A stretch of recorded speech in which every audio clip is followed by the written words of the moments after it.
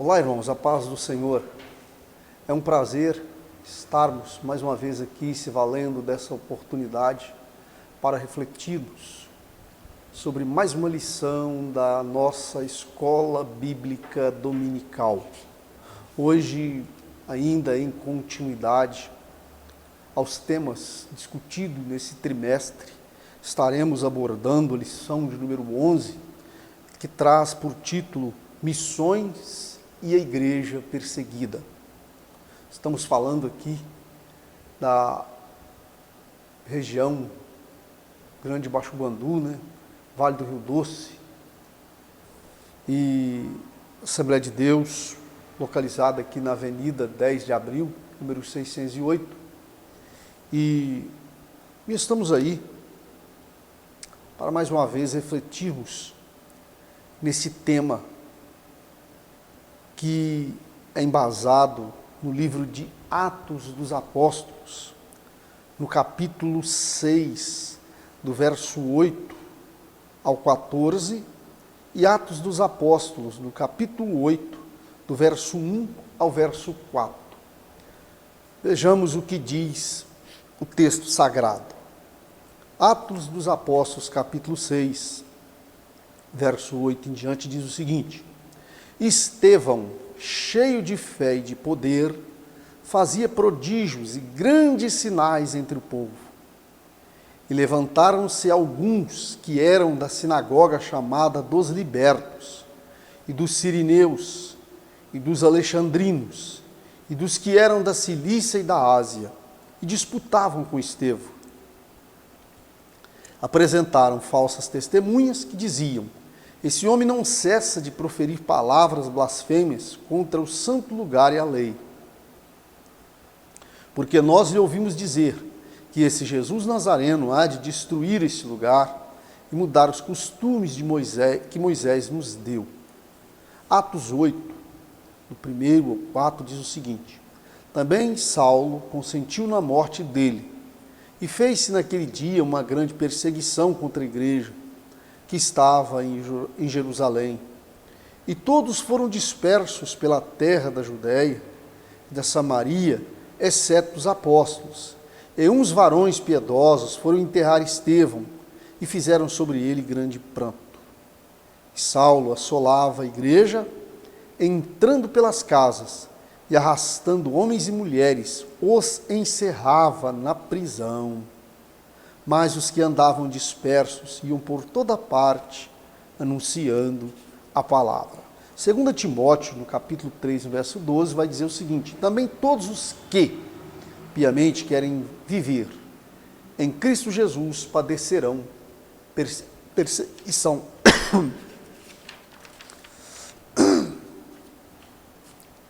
Bom, na lição, a introdução diz o seguinte: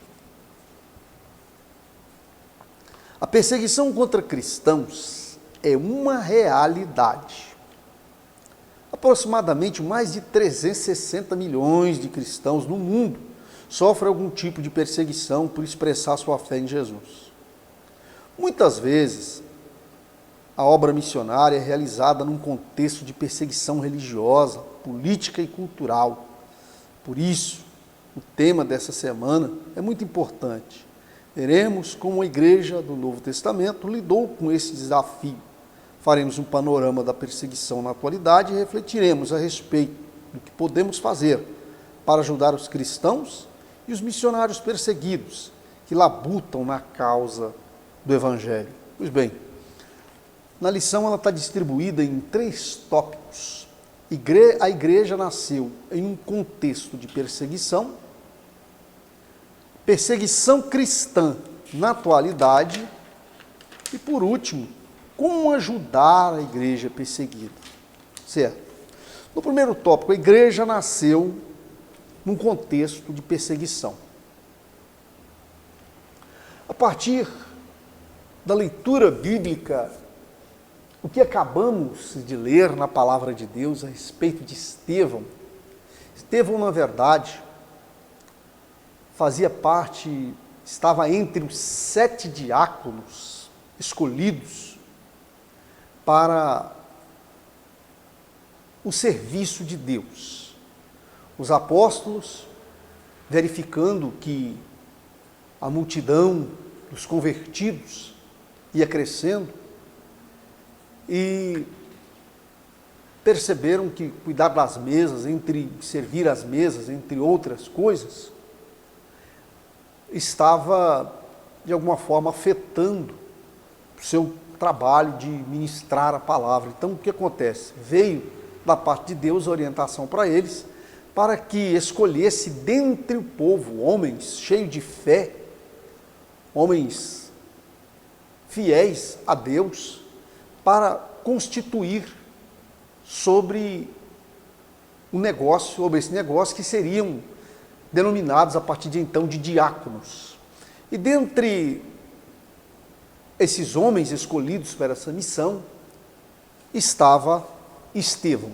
Como bem nós verificamos aqui no livro de Atos, no capítulo 6, no verso 8, a Bíblia diz que Estevão, cheio de fé e de poder, fazia prodígios e grandes sinais entre o povo. Então, quer dizer, eu quero tomar como base, nesse primeiro subtópico, do tópico primeiro, esse versículo. Estevão, cheio de fé, de poder, fazia prodígios e grandes sinais entre o povo. Bom, primeira coisa que se deve levar em conta, que se ele fazia sinais, prodígios entre o povo, trata-se de alguém que era fiel a Deus, alguém que tinha comunhão com Deus, alguém que tinha intimidade com Deus, razão pela qual o Senhor o conhecia. E este homem era um instrumento nas mãos de Deus, porque os sinais que a Bíblia se refere são milagres, acontecimentos sobrenaturais. E se esses atos se percebia na vida de Estevão, porque ali nós estávamos diante de um homem de Deus. Aqueles atos, aqueles sinais que se evidenciavam no ministério desse servo do Senhor, eram feitos pelo próprio Deus. Então vejam bem que ele não só era um instrumento de Deus para operar sinais, prodígios e maravilhas entre o povo, que aqui vai representar, por exemplo, a cura de muitas pessoas. Muitas pessoas acometidas por enfermidades que as levariam à morte, ficavam livres dessa moléstia através da oração de Estevão. Quantas pessoas oprimidas por espíritos malignos, que alcançaram a libertação através da intercessão de Estevão. E nós observamos que isto levantou o quê? A fúria. A fúria que as Escrituras vai dizer, na sinagoga dos libertos, ali sirineus, e várias outras pessoas, vários outros grupos de judeus, que se diziam conservadores da lei, na verdade, eles agiam contra a lei, pois, nesse exemplo, nós vamos verificar que Estevão enfrentou a mentira, o suborno, entre outras coisas, e foi exatamente assim que eles conseguiram levá-lo a um julgamento terrível. E por que Estevão foi apedrejado?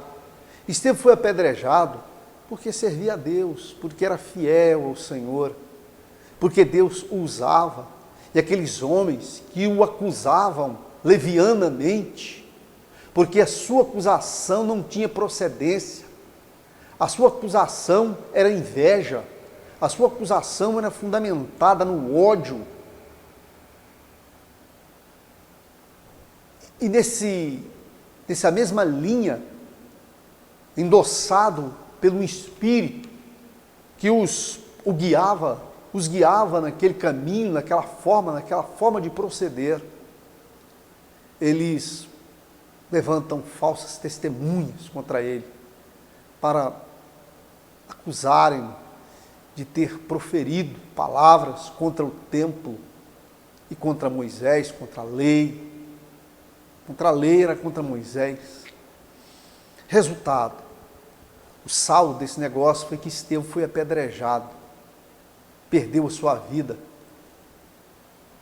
simplesmente porque era fiel a Deus. Interessante aqui destacar que esse ato de perseguição ao servo de Deus Estevão, que culminou na sua morte, isso parece que veio motivar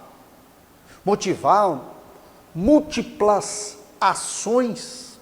Se fosse no contexto nosso aqui, como acontece no combate ao crime, nós diríamos que seriam operações, várias operações. Então ali houve várias ações no sentido de perseguir os cristãos. Naquela época, os crentes, os cristãos em Jerusalém, foram dispersos. Foram muitas ações para atacá-los. Foi exatamente nessa época em que Saulo de Tarso, que era também um doutor da lei e fariseu, pretendia ocupar uma cadeira do Sinédrio, pega autorização dos principais sacerdotes para ir até Damasco, prender e levar à prisão todos os discípulos de Jesus que ele encontrasse naquela área. Então vejam bem que os cristãos foram dispersos, os cristãos de Jerusalém foram dispersos para a Judéia, para Samaria, e foram se espalhando. Agora é interessante que o inimigo, o adversário, ele não consegue impedir o agir de Deus. Os projetos de Deus, ele não consegue atrasá-los, embaraçá-los. Pois, enquanto esses cristãos eram perseguidos, açoitados, alguns mortos, porque nesta ocasião Tiago foi morto à espada por Herodes, essa perseguição, onde eles passavam, eles semeavam a palavra da vida. E com isso, aqui surge a igreja. A igreja ela começa a se robustecer, ganhar corpo, dimensão, nesse momento, nesse fogo da perseguição. Porque a igreja ela começa a crescer na medida que esses discípulos são dispersos por onde eles passam, eles semeiam a palavra. E, como está escrito, a palavra é a palavra da vida.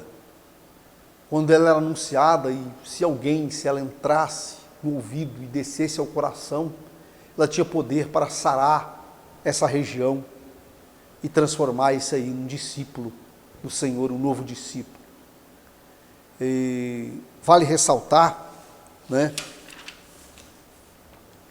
Vale ressaltar que essa dispersão promoveu o crescimento da igreja. Pois bem, aí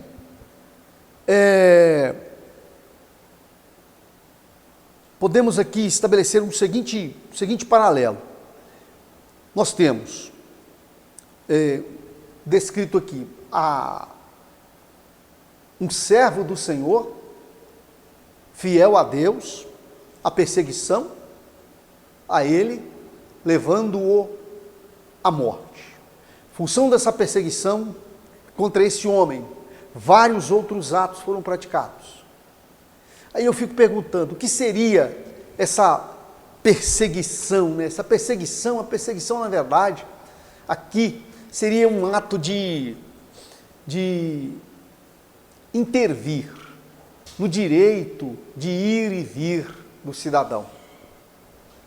Nesse caso, a perseguição ela é embasada em ideologias, muitas das vezes ideologias políticas, étnicas, entre outras, e que tem por objetivo simplesmente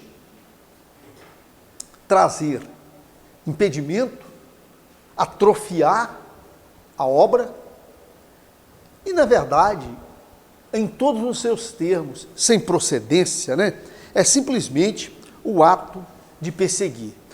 Se nós formos hoje, no atual momento, vamos verificar o seguinte: as grandes mídias internacionais, quando nós analisamos hoje a perseguição aos cristãos no âmbito mundial, as grandes mídias internacionais não se importam muito em divulgar esse tipo de notícia. Mas se nós olharmos para aquele canal de informação Missões Portas Abertas, nós vamos ver que hoje nós temos aí mais de 360 milhões de cristãos no mundo que vivem sob o fogo da perseguição. Então isso aí é uma situação que, da mesma forma como aconteceu lá nos dias de Jesus, nos dias da igreja primitiva, esse tempo continua. É um cumprimento da própria, eu não diria, já não é um cumprimento da palavra, porque a palavra de Deus é assim, Deus fala porque Ele tem conhecimento. Deus fala porque às vezes, muitas vezes você pode entender que a coisa aconteceu porque Deus falou. Não era vontade de Deus a perseguição, mas Deus sabia que haveria perseguição. Não é a vontade de Deus que haja perseguição, mas Deus sabia que havia perseguição. Portanto, Ele vai dizer que, assim como perseguiram Ele, todos aqueles que o servirão também serão perseguidos. Quando Ele diz assim, no mundo tereis aflições, mas não temas, eu venci o mundo. Quer dizer, Ele foi perseguido, Ele venceu o mundo. E Ele está conosco para nós também vencermos, sermos vencedores como Ele também foi vencedor. Perseguição cristã na atualidade, no segundo subtópico.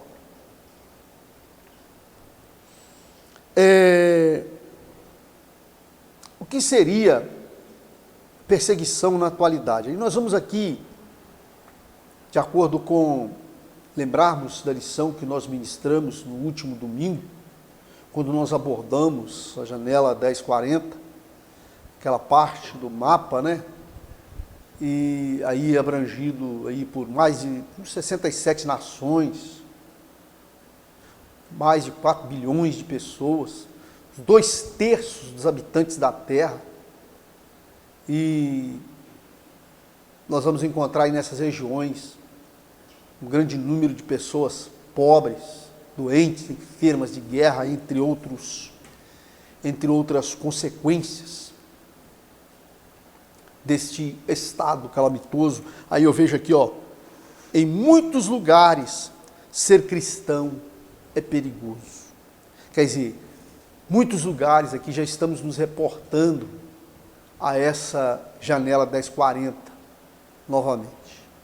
Tem lugares, ser cristão pode significar você perder sua família, você perder a liberdade, você perder emprego, perder patrimônio. Pode significar uma prisão, tortura e até mesmo a morte. E dentro dessa linha de raciocínio, nós, nesse país, damos graças a Deus, porque ainda temos a liberdade de cultuar ao nosso Deus, de exercer a nossa fé. Entretanto, não podemos perder a vigilância, conforme o autor dessa lição fez questão de documentar. Não podemos perder a vigilância, porque tem muitos que sorrateiramente trabalham para atingir essa liberdade que temos de exercermos a nossa fé. Atingir essa liberdade em nome de um verniz, de uma neutralidade religiosa. Entretanto, é importante que ainda louvamos a Deus pelo fato que a nossa Constituição, no seu artigo 5º, nos garante a liberdade de crença, a liberdade para realizarmos, termos o nosso local de culto, liberdade de consciência. E temos a faculdade de se valer dessa tutela estatal para garantir o direito do exercício da nossa fé, do nosso culto, de ser o que somos. Porque muitas pessoas, às vezes, são subjugadas, são obrigadas a comportar-se aquilo que elas não são. Isso é uma verdadeira tortura. Mas nós louvamos a Deus por essa liberdade. Agora, a par dessa perseguição cristã na atualidade, que nós queremos destacar, hoje dentro desse contexto mundial, tomar como exemplo, o autor pelo menos tomou como exemplo, a Coreia do Norte. A Coreia do Norte é um exemplo de um país fechado para o Evangelho. Ali é terminantemente proibido pregar o Evangelho naquela região. E por incrível que pareça, enquanto há essa restrição, há esse impedimento, para que a palavra de Deus venha ao encontro daquelas pessoas, percebe-se um número muito grande de pessoas enfermas, pessoas mortas, pessoas mortas por causa da pobreza. Quer dizer, a pobreza, então, que leva à morte, não seria uma consequência desse distanciamento de Deus? Então, temos ali uma população que sofre em virtude de uma tirania, vamos dizer assim. Uma tirania que eu disse aqui, infelizmente, a Coreia do Norte é uma vítima de uma tirania que arruinou a nação, tendo os cristãos sob intensa, horrorosa tortura. Por esses muitos motivos, a Igreja Mundial, a Igreja deve interceder por este povo, por essa nação. Nós devemos orar, irmãos, pelos missionários, pelos cristãos que são perseguidos dentro desses países em que não há liberdade para ministrar a palavra de Deus. Devemos interceder, porque nós sabemos que Deus pode operar milagres. Vejam só, voltando ao primeiro tópico dessa lição, quando nos referimos à perseguição de Estevão, que Saulo de Tarso estava lá consentindo com aquele ato macabro. Esse homem perseguidor da igreja, perseguidor dos discípulos de Jesus, considerado na época seita dos nazarenos. Ele consegue uma carta dos principais sacerdotes e vai até Damasco para prender aqueles que ele se encontra. Mas no caminho, o Senhor cercou ele. Jesus Cristo, ressuscitado, não mais sujeito a cravos, não mais sujeito a prisões e açoites, cerca Saulo e fala com ele, né, no caminho. Desculpem.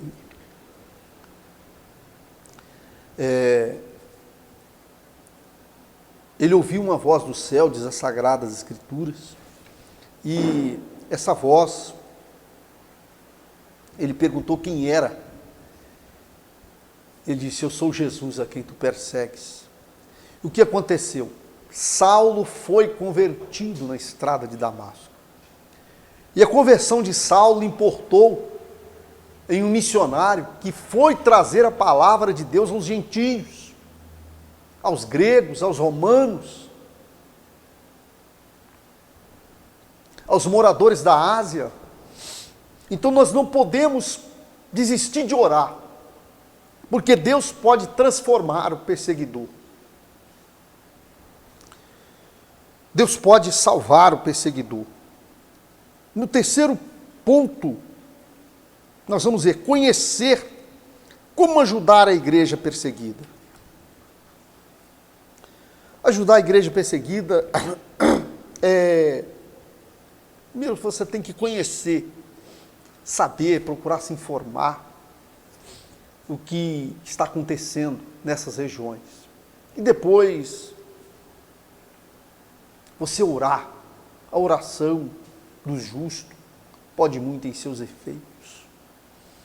A Bíblia diz o seguinte: se esse povo que se chama pelo meu nome se humilhar e orar a mim, eu descerei do céu e sararei sua terra.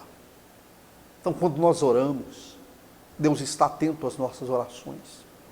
Se intercedermos pelos missionários, por essas nações, Deus vai fazer uma grande obra neste lugar. E outra coisa, quando você ora, você vai se envolvendo com a obra. Você vai se envolvendo, você vai... essa obra já passa a mexer com você. E daqui a pouco seu coração, sua vida está toda voltada nesse sentido. E você vai se transformar também num instrumento de Deus. Aliás, quando nós vamos por esse caminho, nada mais, nada menos, nós estamos cumprindo com a ordem do Senhor, pois um dia Ele disse: ide, pregai o Evangelho a toda criatura. Nós fomos comissionados para fazer esse trabalho. Eu vou ler aqui a conclusão para você.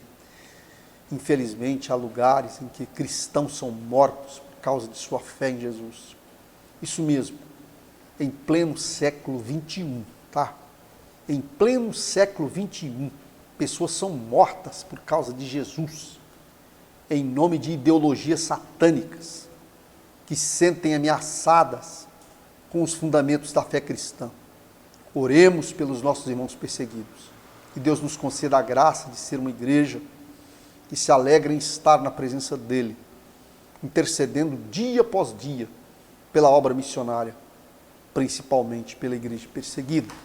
E se falamos de igreja perseguida, estamos falando destes, que, mesmo sabendo que suas vidas podem ser atingidas, eles insistem e enfrentam todas as dificuldades nesses países que se opõem ferrenhamente para que o Evangelho ali não seja ministrado. Mas esses heróis da fé estão lá, batalhando para que pessoas que estão no vale da sombra da morte sejam alcançadas pela vida e tenham esperança e possam sonhar. Que você possa refletir nessa palavra, que você possa se doar para a obra de Deus. Queremos agradecer a todos pela sua companhia até o presente momento e lembrarmos mais uma vez que estamos aqui nas quintas e aos domingos, a partir das 19 horas, em grande culto de adoração a Deus. Venha adorar a Deus conosco. Quero nesse instante estar orando por você.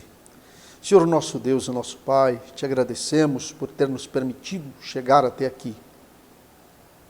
Queremos entregar tudo em vossas mãos. Essas vidas que nos acompanham, Senhor, no nome de Jesus Cristo, as abençoe plenamente. Assim oramos, assim te agradecemos. Que Deus assim vos abençoe. Fiquem todos na paz do Senhor.